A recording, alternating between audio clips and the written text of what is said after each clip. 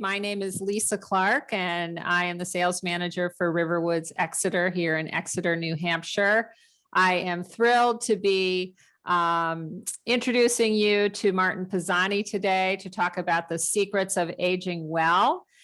This is a webinar that's co-sponsored by the 3 RiverWoods communities in Exeter, Manchester, and Durham, New Hampshire. And we're going to start with a few ground rules first. If you could please, you know that you are on mute, but we encourage questions, and you can type those questions into the Q&A box at the bottom of your screen. Some of those questions may be answered as they come in, if it's relevant to what Martin's speaking to at the moment. Other questions we'll reserve for answering at the end.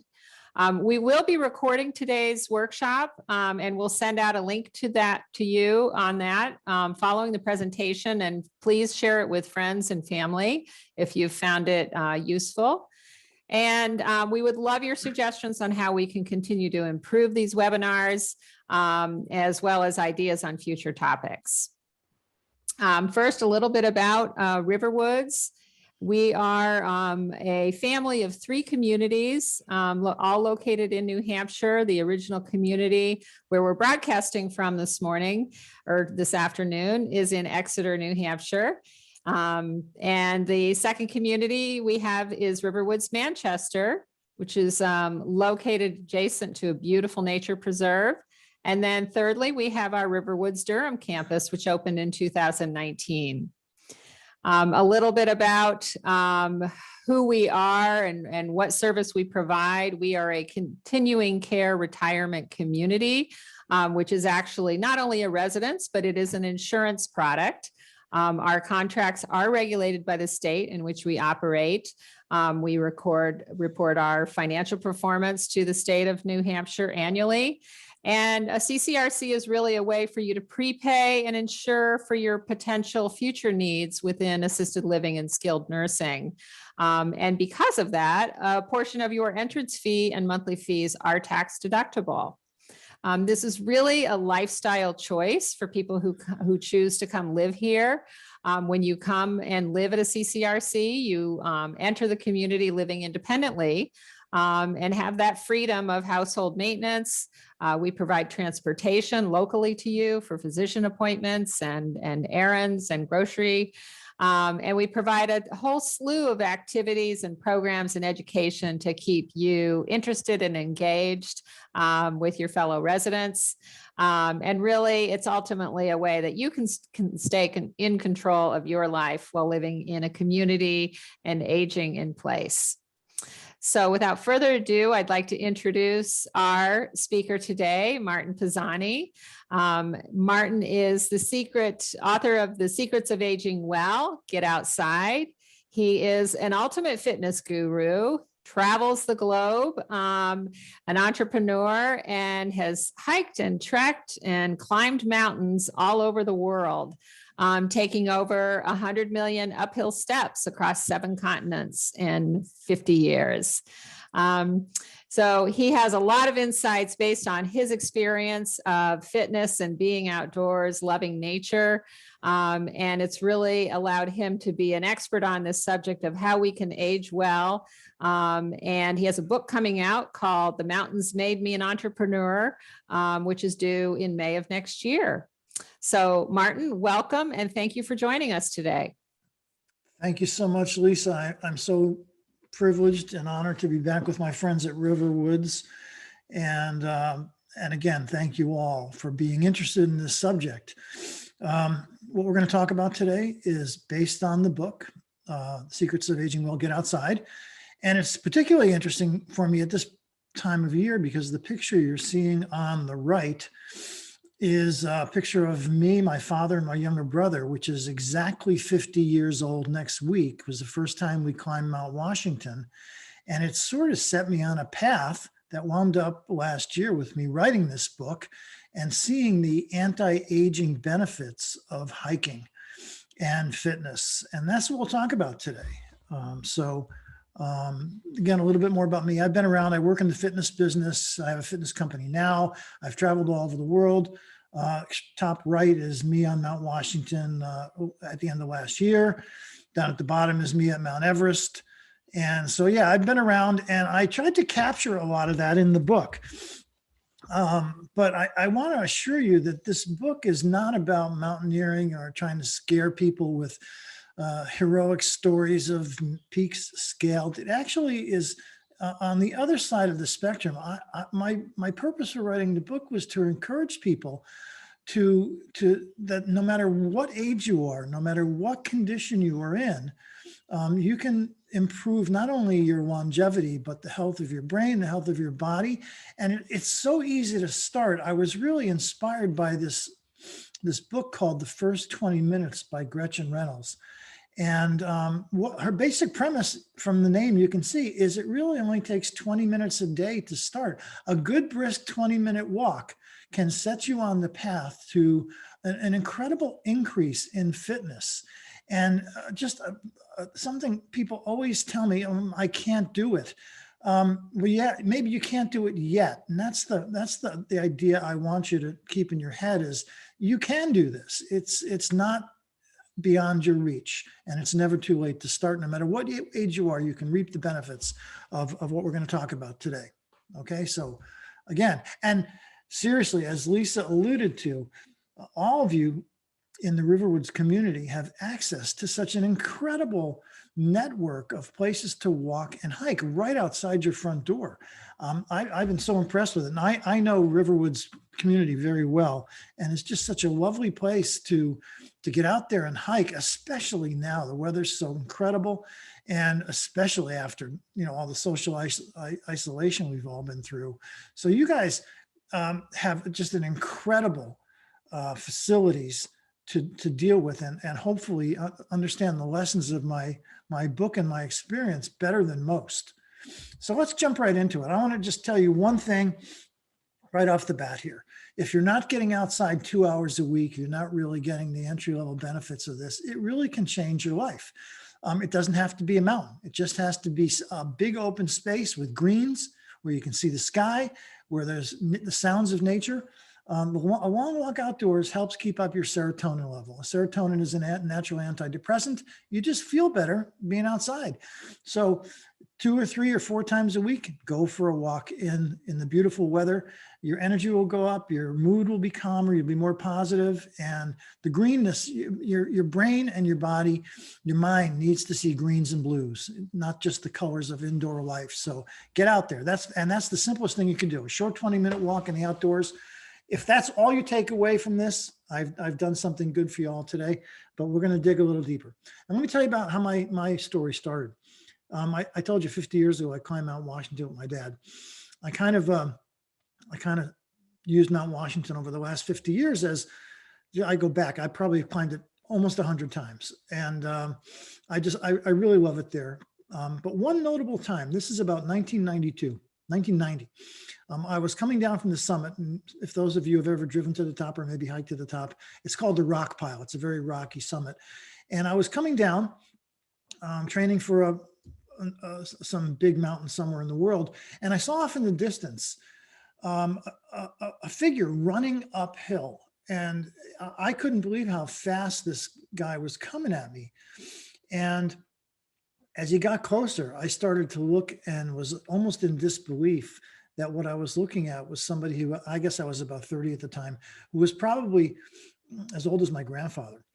And as he came up to me, he stopped and said hi. And I said, "Listen, how are you doing this?"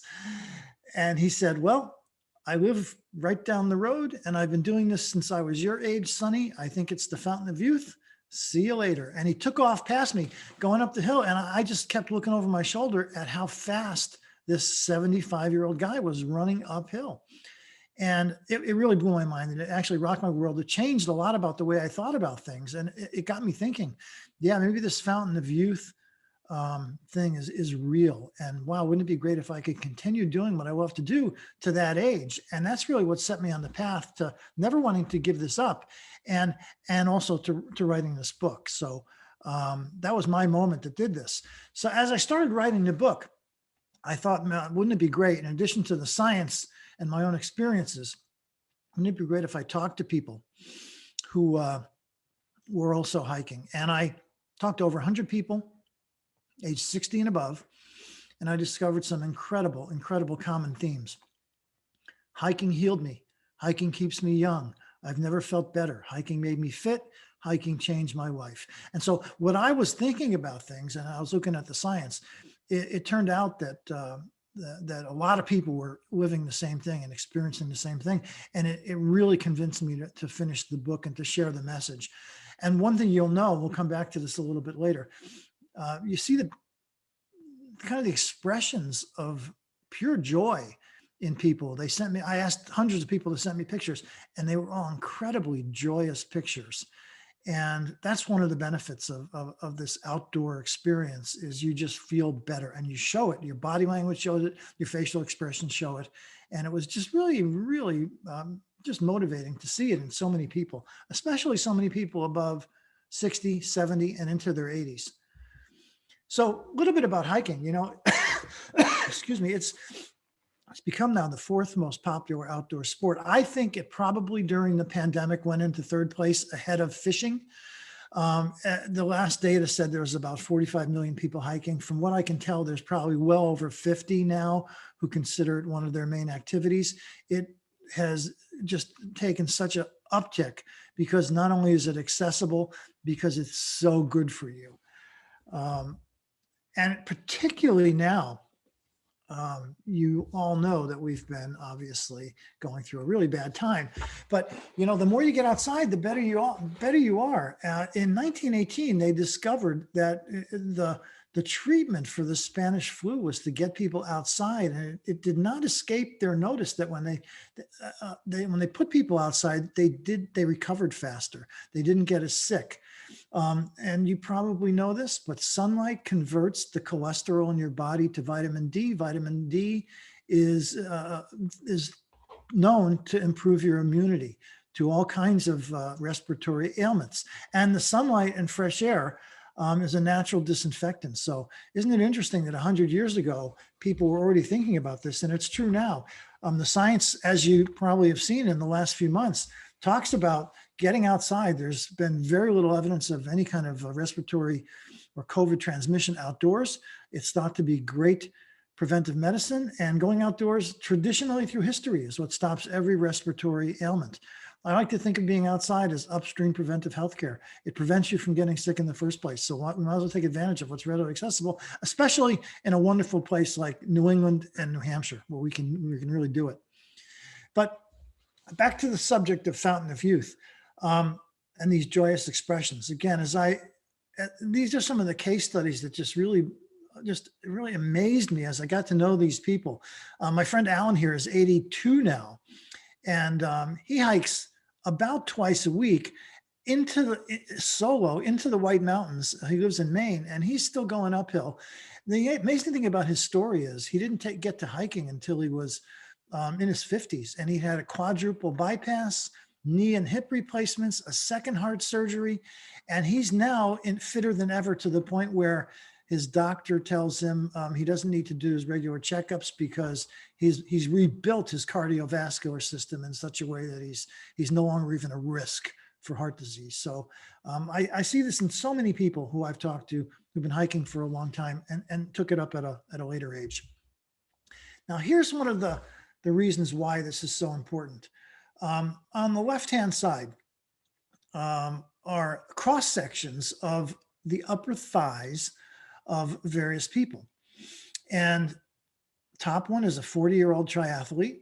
You can see a pretty dense muscle surrounded by a thin layer of body fat and a pretty strong thigh bone muscle going through it.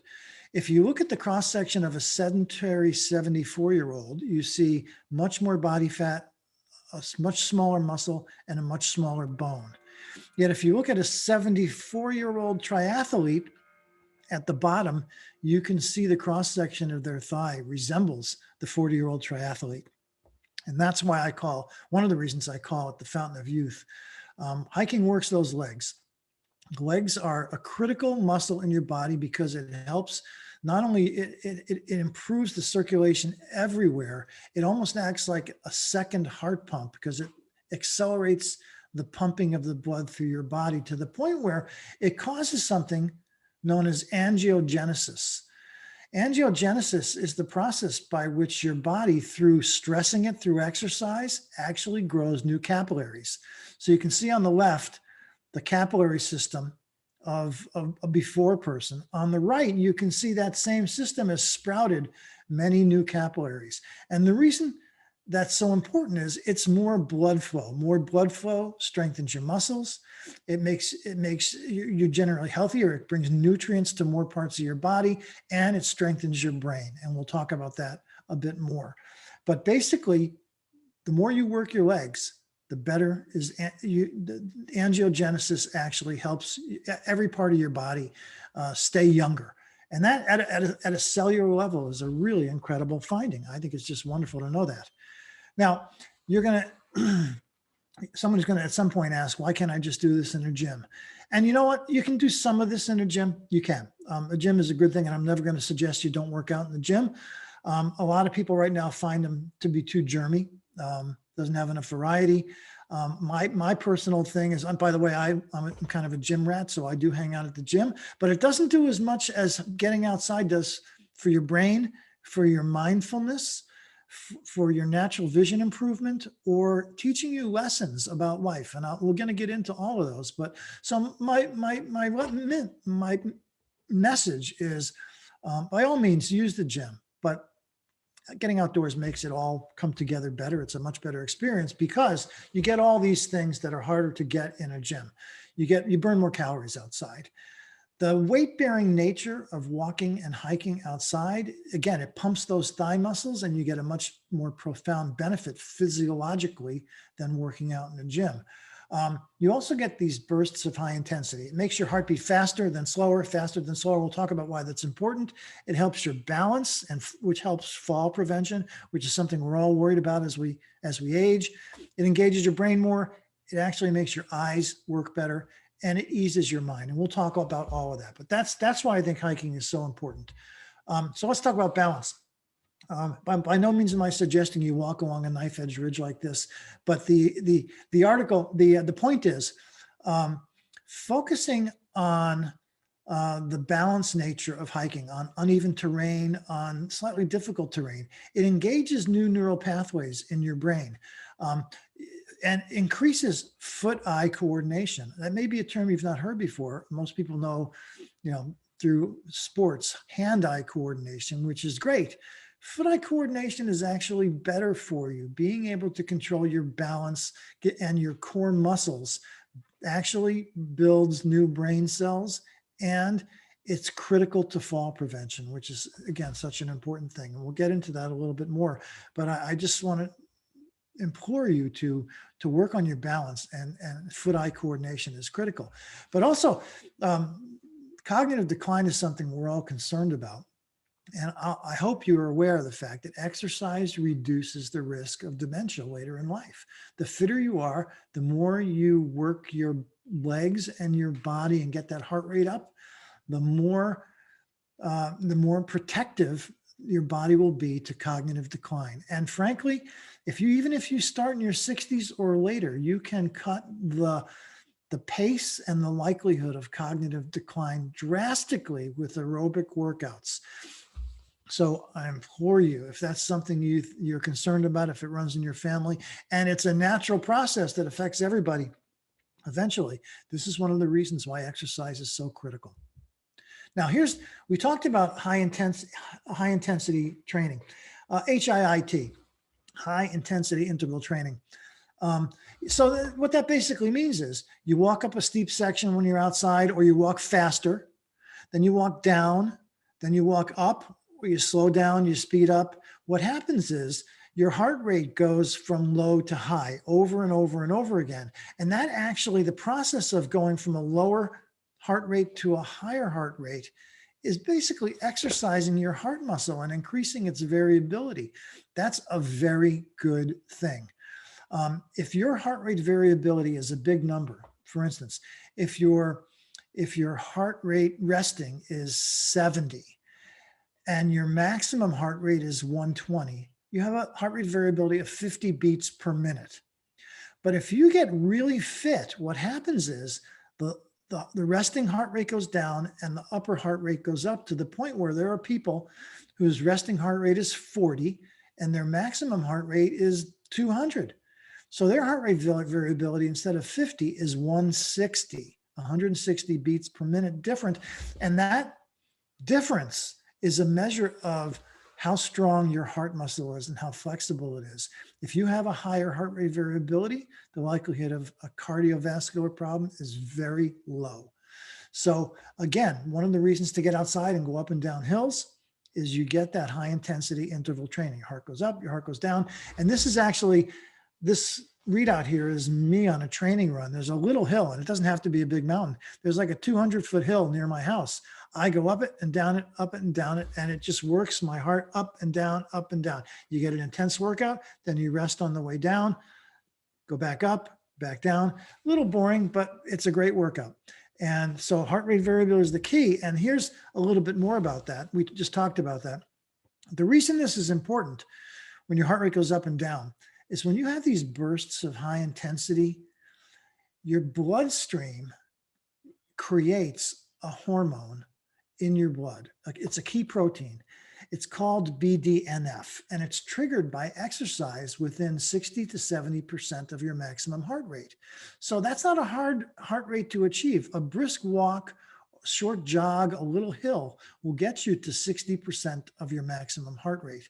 And so it starts to create this hormone, which is the building block for building new brain cells, which, you know, just a generation ago, we did not know this could happen. Most of you, like me, probably remember we were told you're born with a finite number of brain cells, and all that can happen is you lose brain cells as you age. It's not true. Your body builds brain cells all the time. And through exercise, you can build more of them, and those new brain cells can enhance your cognitive functioning. So when you see a wooded trail, I see a brain workout. And the reason for that is real simple. New research shows that there's this thing called dual tasking. Dual tasking is when you stress both your body and your brain at the same time. So when you get your heart rate up, that's the physiology of your body is, the body part is being stressed. But hiking also engages your brain at the same time. The need to stay balanced. And this picture possibly isn't the best example, but on uneven terrain, you have to think about every footstep. Every footfall is a potential to trip and fall. And so as a result, your mind is doing thousands of calculations over a short walk about where to place your feet, the pace to put, how to place your leg, what speed you're going to go. That is dual tasking. And it's the best possible brain workout you can get. So for instance, 99% of the walking we do is on automatic pilot. You don't really think about every footstep, right? Because you're inside, you're on a floor, you're on a sidewalk, you're in a parking lot, you're in a store. The nature of hiking makes it an intense brain workout. And every mile is 2,000 steps roughly. And so when you're on a treadmill, you can listen to music, you can watch TV, you don't even think about where you're going to put your feet. It's not much of a brain workout. It's good for you, and I'm not suggesting you don't do it. But the comparison when you're hiking, you have to always worry about balance and where you're placing your feet. It makes it a very intense workout, so much better for you, which is, again, why I'm constantly telling people, get outside. Treadmills are great in the gym, but get outside. It's much, much better for you. Now, talked about building brain cells. That's a process called neurogenesis. When you send those new proteins, BDNF, it actually is the building block for building new brain cells. Now, what happens with those brain cells? Well, if you give those brain cells something to do, they will stay. If you don't, they'll just be flushed out.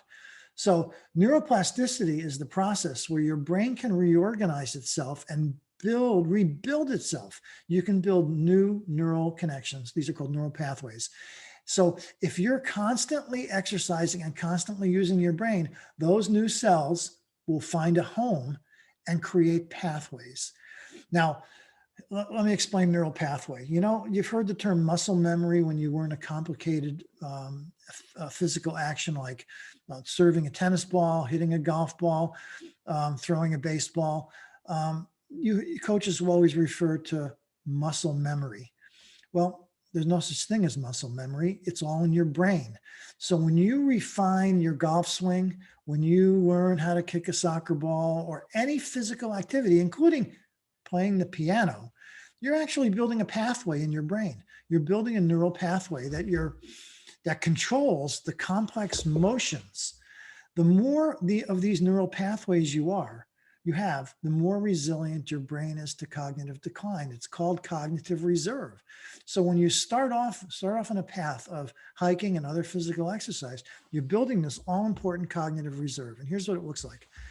When you have a dense brain that has many cognitive pathways, neural pathways, it looks like what's on the right. The right side of these curly cues, these black squiggles, those are neural pathways. That's what you're after, is having that be very dense. And you can see on the left side here, a healthy brain versus an aging brain. Exercise, getting outside, high intensity stimulation of your brain keeps your brain healthy because it's got denser and more neural pathways. So this is analogous to what we looked at before when we were looking at angiogenesis, building new capillaries in your muscles. You also build new neural pathways in your brain. These are the two building blocks of a long and healthy life. This is where I refer to hiking as the fountain of youth. Now, there's a lot of science to support this. My favorite study is this lvarez study done in 2016, which, quote in a study, it said, mice kept in an enriched environment that was activated by exercise promotes the integration of new granule cells. What this basically means is if you exercise in an outdoors and enriched environment, trees, mountains, hills, sounds, you will build new brain cells. And the more of those you do, and as you're doing it, as you're moving, you're actually building new neural pathways and thus new cognitive reserve. So it's not hard to do. You just have to get out there and get your heart rate up and exist in an enriched environment, which, you know, New England is an enriched environment. Outdoor New England is an enriched environment. That means get outside. So there's something here I also want to talk about that is interesting. I found this fascinating as a researching the book. What I always liked about getting outside and getting up on the top of a mountain or a hill is the perspective. I like being up on things. I even, you know, when I work in the city, I even like being up in a tall building because you get to see the perspective of looking down on everything. This is a place called Mount Major, actually. It's a wonderful place near Lake Winnipesaukee in New Hampshire. Some of you may know about it. This is the top of it, looking out over the lake, just gorgeous. So you get a new perspective on things from up there. But what I found to be interesting is you actually improve your eyesight by being in a place like this. And it's a really interesting part of the science here. You realize especially compared to now when we've been inside for a long time looking at screens, and plugged in doing email and looking at your computer and looking at your television screen. Those are two-dimensional environments and they're indoor environments. And what happens when you're constantly looking at screens indoors is, believe it or not, the muscles that control the movement of your eye can become atrophied. In fact, here's what it looks like. You have a lot of muscles that control not only the movement of your eye, but the focusing of your lens, the lens in your eye. So imagine, you know how you feel when you've been on a long plane flight and you stand up and your legs are sore and your back is stiff and takes you a few steps to get up the aisle, and you may for half a day feel a little bit stiff. Well, that's the analogy I use when you're constantly indoors looking at indoor environments and screens. Those eye muscles tense up. They can actually tense up to the point where it changes the shape of your eye, which changes the way your lens focuses, which reduces your eyesight. So for me, one of the great things about getting outdoors is you can defocus your eyes off to infinity. And when you're doing that, it's an unconscious thing, but you're actually stretching out those muscles. You're exercising your eye muscles. And there's a lot of exercises you can do to look in different places and see different colors and focus at different distances that basically works those eye muscles. And I experienced this myself in a very profound way. I had an eye exam about a year ago, and the doctor said that my eyesight, I thought I needed new reading glasses. The doctor said that my eyesight had actually gotten better over the last year. And the reason I was not seeing as well is because my glasses were too powerful. And so they reduced my prescription because I loosened up my eyes, and I had, through the building of, through the exercise, had created some improved vision. So it works in practice. And I think you'd be amazed at how good your eyes will feel if you've been staring off into the horizon. It's really, it's an amazing thing. Now, the other thing I wanted to talk about is mindfulness.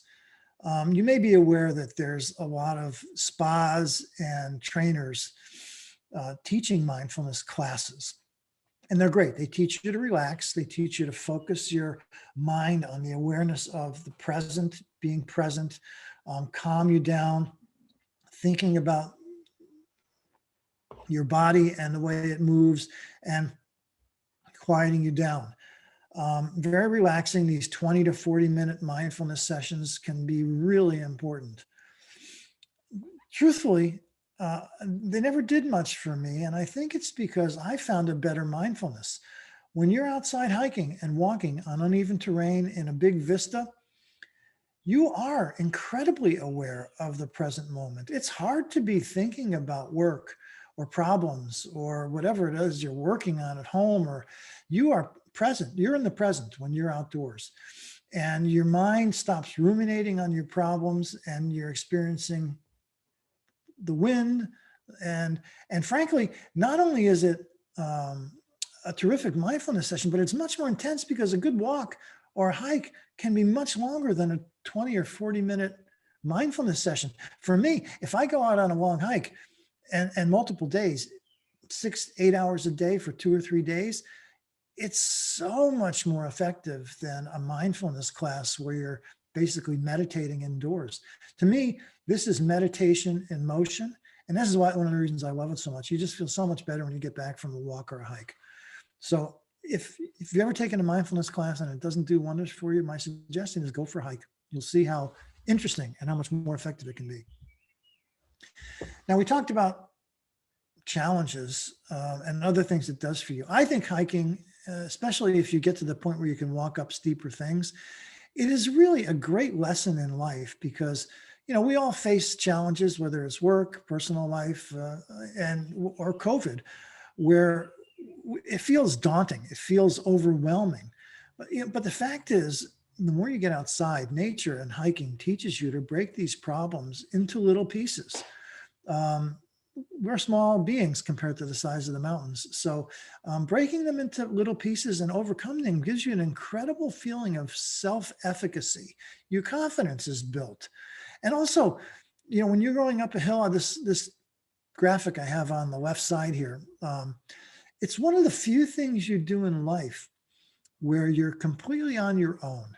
And that gives you also a feeling of accomplishment that you don't get. Usually, you know, at work, you've got a team of people, or when you're trying to get something done at home, a project, it's usually not as clear as I'm walking up, I get to the top, I turn around and I walk down. You're completely within your brain and your body's ability to control your space and where you are. And it's a good feeling. I've seen people over the years grow in confidence by being outside. It really makes them stronger, mentally stronger and physically stronger. So that's one of the things I like the best about this. The ability it teaches you to overcome challenges. Now, yeah, some people at this point will be thinking, oh, this guy's telling me, you know, to do things that I can't do, way beyond my reach. And I've got to tell you something. I always say, find your own peak. There really is out there something for every level of ability. There's wonderful flat walks for long distances or short distances in the outdoors. There's medium hikes that are not far from a metro area that get you up above everything, where you can really expand your vision and your perspective. And there's big mountains. And frankly, a lot of people I know have started off on the left with small walks and worked their way up. One of the guys I interviewed for the book on the extreme right is standing here on the top of a 14,000 foot peak in Colorado. And he started out walking in the woods. He was thinking he couldn't do things, and he's worked his way up to being pretty accomplished. And it's made me, it's reinforced the lessons of the book. And there's something for everybody. And you know what? You don't have to go any further than you want on this. If you're getting complete enjoyment out of flat terrain and long walks, great. You're getting an incredible benefit. But if you want to challenge yourself a little bit more, you can do that too, to the point where you can start climbing real mountains. And as you all know, you got some incredibly great hikes and mountains not far from you. And it's just a wonderful, wonderful place to be here in New England, where we can do this without having to travel. So Hey, again, Martin, yeah, I'm going to interrupt with a question that's relevant to this slide. We have a Perfect. question from someone who is 83 and they've had a valve replacement 10 years ago. And they ask, would you modify any of your suggestions for exercise in that situation? well, we're going to talk about training in 1 second. I think the next Okay. slide, but actually, the first thing I will say is every body is different. And so my first thought would be you must have a doctor's point of view on this. If you've had that kind of issue, you've got to be cleared for raising your heart rate. I'd never want to say this is exactly what everybody should do. So you need to get a doctor's approval that you can stress yourself a little bit. And then I would say, if you can, also get a personal trainer involved, because you need a physical assessment. Physical assessment will determine a range of motion, the strength and balance capabilities. And I would never, ever suggest doing something beyond your ability. So a trainer is important. That's the starting point for me, but that's a great setup to the next slide, which for me, the best training is walking. It's where everything starts.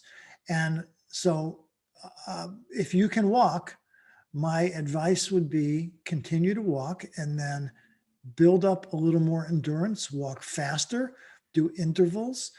You don't necessarily have to go up steep hills, but you can go up gentle hills. So hiking is a complex body movement in some cases, and the best way to get good at it is to start walking and start hiking. And the great thing is, if you feel like you've gone a little bit too far, you can always turn around or you can stop.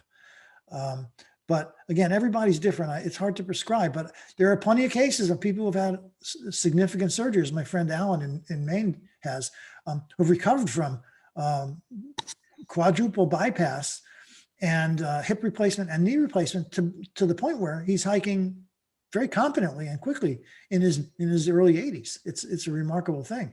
So there's that. Walk. Best thing. And again, you guys look at these great places. You have so many places to walk. I think it's great. And I think you also have some trainers who can help you with that assessment. So that would be my advice if you haven't done any of this, is to start small, get a doctor's approval, get a trainer to take a look at your abilities, and then start walking and then take it from there. Now, here's what I do. Again, the thing about being a little bit extra fit is it makes it safer. So there is a good, there's some things you can do in the gym. There's lunges and squats and some leg exercises. But the key thing to be able to be competent at hiking and walking is weight bearing. You want to be able to build toughness and flexibility in your hips, knees, ankles, and your feet. That's what it's all about. And then gradually increase the intensity. I usually do when I travel, and I travel a lot. I bring my pack along and I go up and down the stairwell. It's really great exercise. It can get a little boring, but I love it. I've been doing it for years. It's the best thing you can do for preparing for hiking. And then there are gym exercises you can do. Again, I would always recommend a trainer. It's impossible for me to know exactly what you need without seeing it. But yeah, plenty of different ways of training anybody who wants to get into this. And then the last thing is, in the book, we talk about this concept called Jobo, and it's a real simple concept. It stands for the joy of being outside. And that's the thing that has inspired me the most, is how you feel when you start hiking. And again, the 100 people I exercised all got this concept. The joy of being outside was profound for them. And you'll notice the hand over head pose of a lot of these people. That's how you feel. You're celebrating getting to the top of a mountain. I mean, look at those happy faces. And it's a wonderful thing. So I would implore you, not only for your own physiological and cognitive health. But boy, you feel good when you've been outside, and you feel really special when you've accomplished a hike that you thought maybe was beyond your abilities. So there are some great ones where you are. Start small. I think you'll be better off for it. And if you have any questions, this is where you can reach me. I have a website called getoutside.online. I'm on Facebook, I'm on Instagram, and you can email me with additional questions at martin@getoutside.online. Any one of the things we talked about it goes into much greater detail in my book, and I would be honored if some of you would explore that. We could go on and on. I literally could talk about this all day. But that's where we're at this point. I'm so happy, and I guess we'll take questions at this point. And I'm here as long as you need me to be here to answer questions or to go into any detail of anything we just discussed. So Lisa, I'll turn it over to you. Great. So if you have questions, please type them into the Q&A box at the bottom of your screen. We have a question about footwear. What are you recommending for proper socks and shoes? Again, a great question. There's a wide range of possibilities, and a lot of it depends on what kind of hiking and walking you're going to do. And a lot of it depends on the strength of your ankles, I should tell you. Some people need a boot because it gives better ankle support. And if you think that's you, I would recommend a boot. There's plenty of great socks. Smart Wool, darn tough. They're water resistant. They last forever. They're a little on the expensive side, but if you're only walking a mile or two or a couple miles around your facility, basic athletic socks are fine. Frankly, a good pair of sneakers might be a good thing to start. You want a little bit of grip and a little bit of support, but at the other end, you can spend a few $100s on some elaborate hiking shoes with a lot of grip. And if you're a beginner, I don't recommend you start there, but wide range of options. And again, everybody's feet are different also. So what works for me in terms of what brands might be different. The only way, I got asked this question a lot, you literally have to try them on. I don't recommend, if you've not done this, that you buy online. Go into an REI or a hiking store and try things on. You'll know what fits your foot, and a good hiking salesperson will be able to guide you through that process. So again, I hate to be less than specific, but it depends. It depends on what you're going to do and what kind of foot you have and what kind of shape you're in. In terms of socks, what is your point of view on cotton socks for hiking? Yeah, well, for a local walk on a beautiful sunny day, cotton is okay. But for a real hike, cotton, the expression with hiking people is cotton kills, because it gets wet and it never dries. So for athletic, small little walks, cotton is fine. For real hikes out in the woods where it might get wet, got to go with wool. Wool is much warmer and it dries faster. It keeps you warm even when it's wet. The key problem is, how do you deal with damp and wet, and wool is always better. So, but for small walks around RiverWoods, cotton will be fine. Great. We have a question from someone wondering if you lead senior groups on hikes, modest hikes. Yeah, I get asked that a lot. No, I don't. Listen, I live in Connecticut, and I get this question from around the world, but there are plenty who do. And it's not hard to find. I would put in guided hikes into Google. I know in New Hampshire of about 10 different people who are doing it. I know about 2 different people here in Connecticut who are doing it, and I know they're everywhere. It's become a big thing, guided hikes. And there's also meetup groups, and there's the Appalachian Mountain Club that does guided hikes as well. So with a little bit of research, you can find plenty of hiking guides. Maybe I will when I'm older. I still work, so it's hard for me to get out and lead hikes. It's a great question, and sometimes that's what you need to feel safer about starting. And also, a day with a good hiking guide teaches you an incredible amount about we can't possibly answer all those questions here, but you learn a lot from a good hiking guide. And I highly recommend you do that if you're thinking about it. Great. Another question about asking if you could review how to assess your basic heart rate and monitor it in exercise to know what's considered intensity. Yeah. Again, everybody is different. An extremely fit person can have a resting heart rate of 50 and a max heart rate of 170, 180 or higher.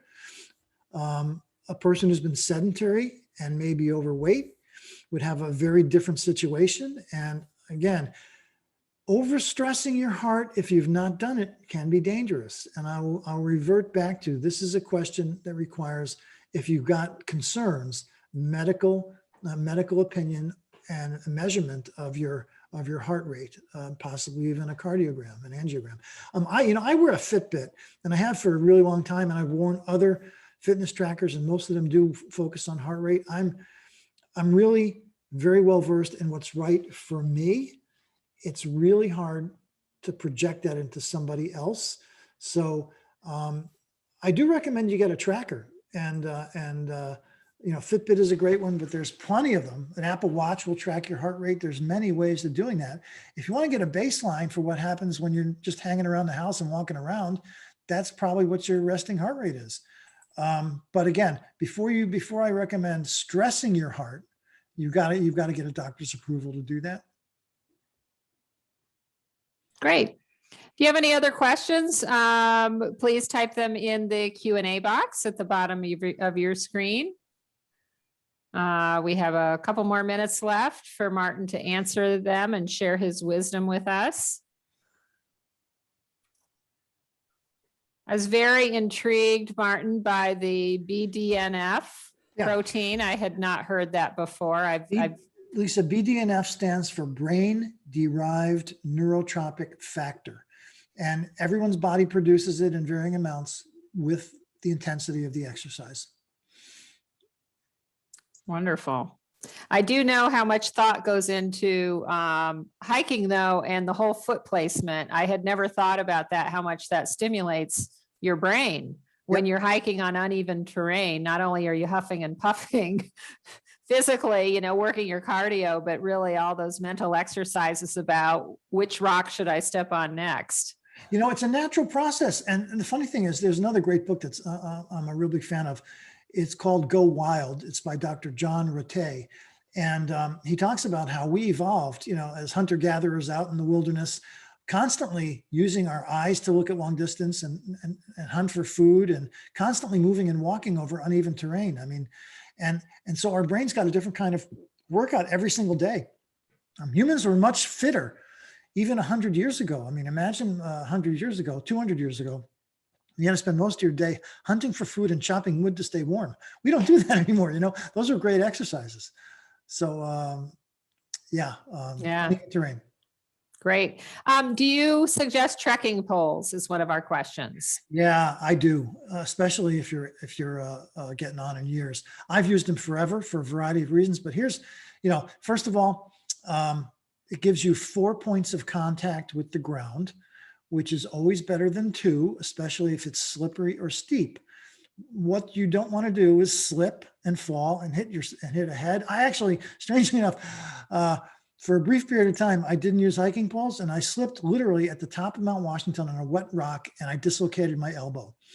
And that's a very painful injury. And it's a common injury for hiking too, because your feet come out. And so I recommend it, not only because it improves your contact with the ground, it does improve your balance, but here's a little known secret. And I learned this as a climber. When you are using poles, your arms are up. When your arms are up, it opens up your chest and you get more oxygen. And that to me is a real interesting side benefit. When you're hanging your arms at your sides, your upper body is compressed and your shoulders are dragging. That tightens your chest. You don't breathe as well. So I love the poles, especially for uphill, because I breathe better and I just feel much safer, especially on the downhill. It just gives you, again, 4 points of contact with the ground. So, and it takes a little stress off aging knees. So yeah, I do recommend it. Absolutely. Yeah, great. We have an inquiry about whether they can get a download of the PowerPoint of this presentation. the answer is yes, and I think you're going to have it. And if I don't, I'll send it to you, and you can offer it up on your website. Absolutely can. Great, great. A question about tips on training for a multi-day hike like the Monadnock Sunapee Greenway. Yeah. Again, like everything, start small. Do one overnight, then do two overnights, then do a longer thing. The key, I've done a bunch of really long treks and hikes. They're different because, if you work out, take a 4 or 5 hour hike one day, usually you can rest the next day. Multi-day requires you to be a lot fitter and a lot tougher. And because you can't rest, the next day you have to do it again and again, and you have to learn how to take care of yourself. Blisters, a blister one day, if you're going to rest the next day, it's no big deal. You put a Band-Aid on it, but a blister can be incredibly debilitating on a multi-day hike. So you have to not only get yourself prepared, build up some calluses maybe, but also what equipment you're going to take on a multi-day hike. And there's a whole, there's a lot of thought that goes into that. So, but start small, work out your gear, work out your skills, get a little bit more fit, do a 2-day, a 3-day, a 4-day, and that's how people who have hiked the Pacific Crest Trail or the Appalachian Trail start to finish, start out. You kind of start out small, and plenty of opportunities in New England to do that. There's a lot of great trails. That one you mentioned is really great. So absolutely start small, work your way up, do a few nights here and there. And before you know it, you'll be doing multi-day stuff. So we have a question about how do you recommend eating light the day of a hike and grazing throughout the hike, or is there another suggestion on that? Okay. I'm going to give you what I do. I'm not a nutrition expert. And again, everybody's a little different. I don't like to eat a lot before a hike because I feel like it slows me down. The blood flow goes towards digestion if you're really full when you start. So I eat light. And I'll eat throughout the day. I like some really basic stuff too. I mean, a little secret, my favorite trail food is a peanut butter and jelly sandwich. And I'll sometimes bring 2 or 3 along, and that fuels me. It's got everything a body needs. And strangely enough, you got to stay hydrated. That's the key thing though. And the one thing I often do is I will pre-hydrate, and this sounds crazy, but sometimes I use a lot of water. And so I can carry 3 or 4 liters. That's heavy. That's 2.5 pounds each. So 10 pounds of water seems like a lot. Good news is it goes away, but I will often force down a liter of water before the hike, so I don't start out in a deficit, and then I carry 1 less liter. So hydration is key. The nutrition is obviously key. And a little secret, the best hiking drink, especially one that keeps your muscles going and regenerates recovery, is chocolate milk. I'm telling you. Really? Yeah, absolutely. I love it. And actually nutritionally, and there's a lot of stuff written about it, it's the best recuperative drink you can have. I finish every hike with chocolate milk. Oh, that's great. That's great. Well, we are about out of time here. We have one question that I wanted to address. We have a question about, does RiverWoods give tours of campuses? Absolutely, we do. All 3 communities are open for tours. You'll see the phone numbers on this slide. Give us a call. We'd love to show you around. I want to thank you, Martin, for your time today. This has been wonderful. I've learned a few new things that I'm going to use in my future hiking. And I hope all of you attending today have as well. You have me inspired for sure. So Great. Thanks so much for joining us. My pleasure. Thanks for having me. Yeah. Our next online workshop is on June 10th. We will be featuring Dr. Robert Waldinger on keys to living a happy and healthy life. Dr. Waldinger is director of Harvard's 83-year-old study on adult development. And it's bound to be a fabulous presentation. So please join us for that. You can register on the RiverWoods website. Thanks so much, Martin. And thank you all for joining us. We hope you have a great day and happy hiking.